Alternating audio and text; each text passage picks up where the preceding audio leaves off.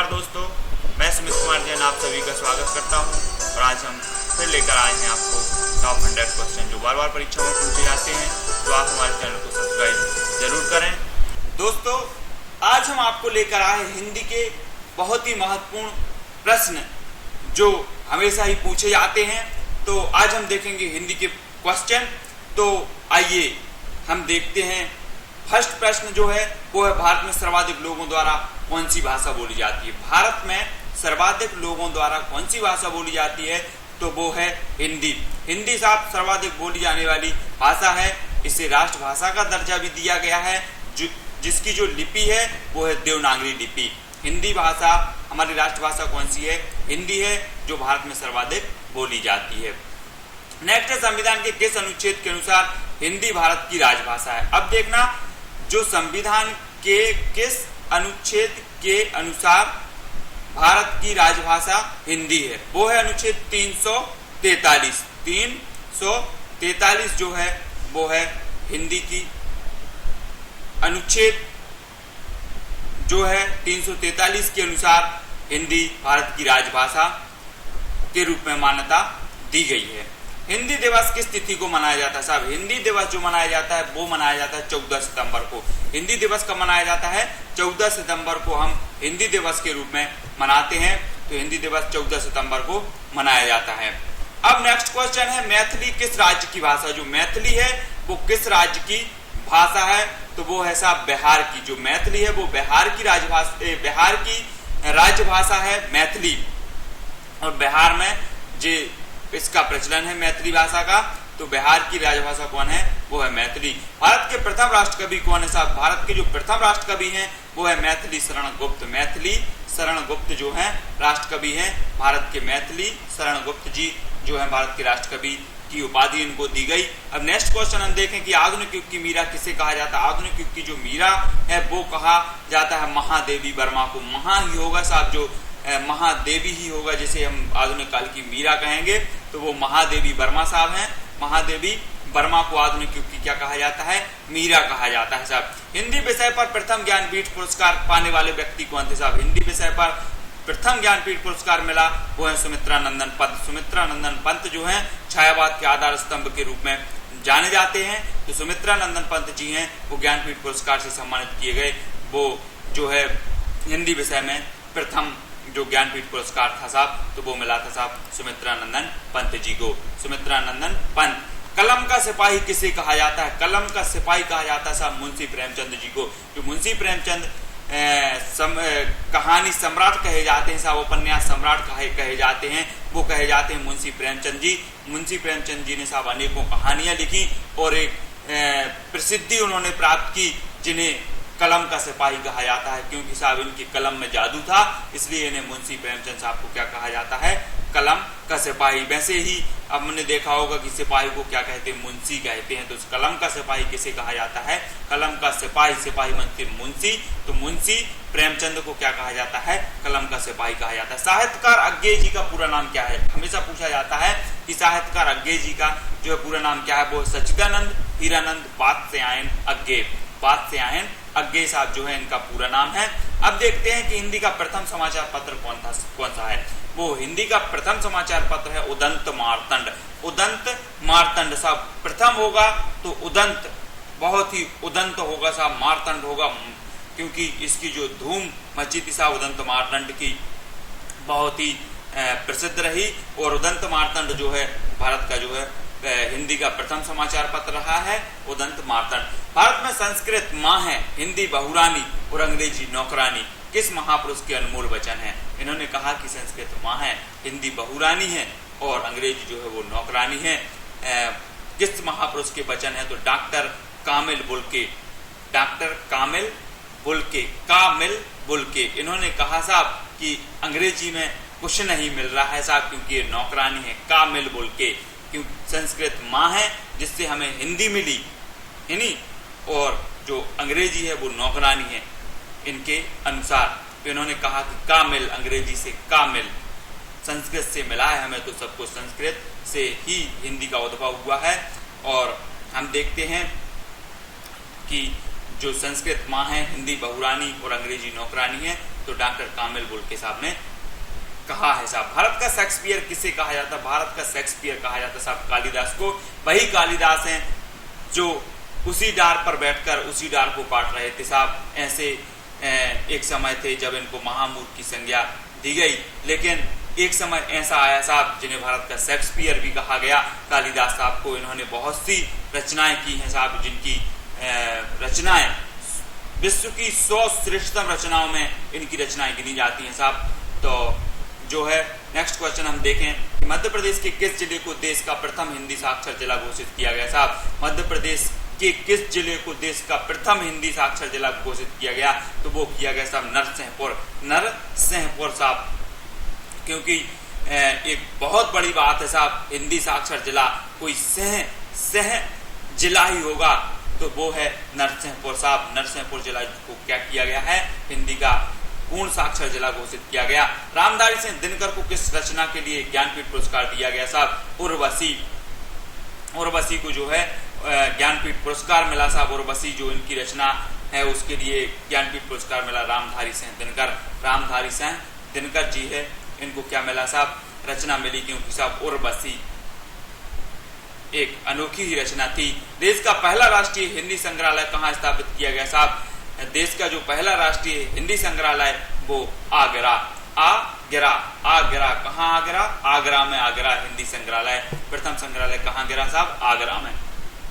Next question है, विश्व में सर्वाधिक भाषाएं किस देश में बोली जाती हैं साहब? तो वो है भारत। भारत में सर्वाधिक भाषाएं बोली जाती हैं, क्योंकि साहब हमारे देश को अनेकता में एकता इसलिए तो कहा जाता है क्योंकि यहाँ विभिन्न धर्मों के लोग और विभिन्न भाषा भाषी लोग यहाँ रहते हैं, इसलिए अनेकता में एकता है साहब हम सभी में।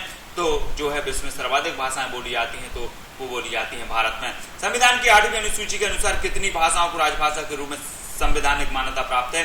तो वो है सब 22। संविधान की जो 8वीं अनुसूची है उसमें मान्यता प्राप्त भाषाएं हैं तो वो है 22 जो भाषाएं हैं वो मान्यता प्राप्त हैं। नेक्स्ट क्वेश्चन देखें कि हिंदी में आशुलिपि के जन्मदाता कौन है? आशुलिपि उसे कहते हैं साहब कि किसी भी दृश्य को देखकर कोई कवि उस पर रचना कर दे, तत्काल ही रचना कर दे, वो कहलाते आशुलिपि। तो राधे लाल द्विवेदी साहब को आशुलिपि के जन्मदाता माना जाता है। महादेवी वर्मा को किस रचना के लिए ज्ञानपीठ पुरस्कार मिला साहब? तो महादेवी वर्मा को यामा के लिए ज्ञानपीठ पुरस्कार इन्हें मिला। अब देखते हैं आधुनिक युग के चरण। आधुनिक युग के चरण है रामधारी सिंह दिनकर। आधुनिक युग के चरण कौन है? रामधारी सिंह दिनकर साहब। आधुनिक युग में तो राम के चरण पाने को साहब सब तरसते हैं, तो आधुनिक युग के चरण है रामधारी सिंह दिनकर।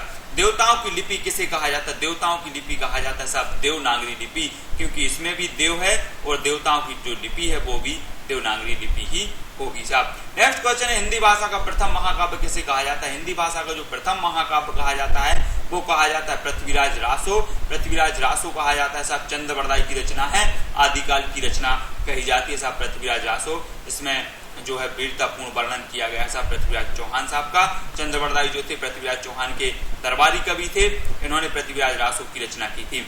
हिंदी गद्य के प्रतिष्ठापक कौन थे साहब? वो थे आचार्य महावीर प्रसाद द्विवेदी। आचार्य महावीर प्रसाद द्विवेदी जो थे वो हिंदी गद्य के प्रतिष्ठापक थे साहब। इन्होंने जो है आधुनिक युग में हिंदी गद्य की जो है प्रतिष्ठा की थी। पहले पद्य में रचनाएं होती थी, फिर जो आधुनिक काल में महावीर प्रसाद द्विवेदी साहब आए, जब हिंदी गद्य में भी रचनाएं होने लगी तो इन्हें क्या कहा गया? हिंदी गद्य के प्रतिष्ठापक कहा गया। हिंदी खड़ी बोली के जन्मदाता, हिंदी जो खड़ी बोली है उसके जन्मदाता कौन है? तो वो है भारतेंदु हरिश्चंद्र। भारतेंदु हरिश्चंद्र को हिंदी खड़ी बोली के जन्मदाता कहा जाता है साहब। हिंदी साहित्य में हालावाद के प्रवर्तक, हिंदी साहित्य में हालावाद के प्रवर्तक हैं हरिवंश राय बच्चन। हालावाद के जो है वो कौन है? हरिवंश राय बच्चन साहब हैं साहब। हिंदी साहित्य की प्रथम कहानी है इंदुमती। हिंदी साहित्य की जो प्रथम कहानी है वो कौन सी है? इंदुमती है। इंदुमती जो है प्रथम कहानी है। नेक्स्ट है हिंदी के प्रथम कवि कौन है? तो हिंदी के जो प्रथम कवि हैं वो सिद्ध सरहपा 9वीं शताब्दी साहब। सिद्ध सरहपा हैं हिंदी के प्रथम कवि सिद्ध सरहपा साहब। तो हिंदी के प्रथम कवि कौन से हैं? सिद्ध सरहपा हैं, 9वीं शताब्दी के कवि हैं साहब। तो हिंदी की जो प्रथम रचना है वो है श्रावकाचार ग्रंथ। हिंदी की जो प्रथम रचना है वो है श्रावकाचार ग्रंथ, देवसेन द्वारा रचित है साहब। देवसेन द्वारा रचित श्रावकाचार ग्रंथ है, हिंदी की प्रथम रचना है। और हिंदी का प्रथम उपन्यास है वो है परीक्षा गुरु। परीक्षा ही होगी साहब। प्रथम उपन्यास में क्या होगी, परीक्षा गुरु, और कौन रचेंगे, श्रीनिवास दास जो है इसकी रचना करेंगे। तो परीक्षा गुरु हिंदी का प्रथम उपन्यास है और हिंदी की प्रथम पत्रिका है वो संवाद कुमुदी को जो है हिंदी की प्रथम पत्रिका का दर्जा दिया गया साहब। अब नेक्स्ट क्वेश्चन देखें कि हिंदी के सर्वप्रथम गीत लेखक थे, तो वो थे साहब विद्यापति साहब ने गीत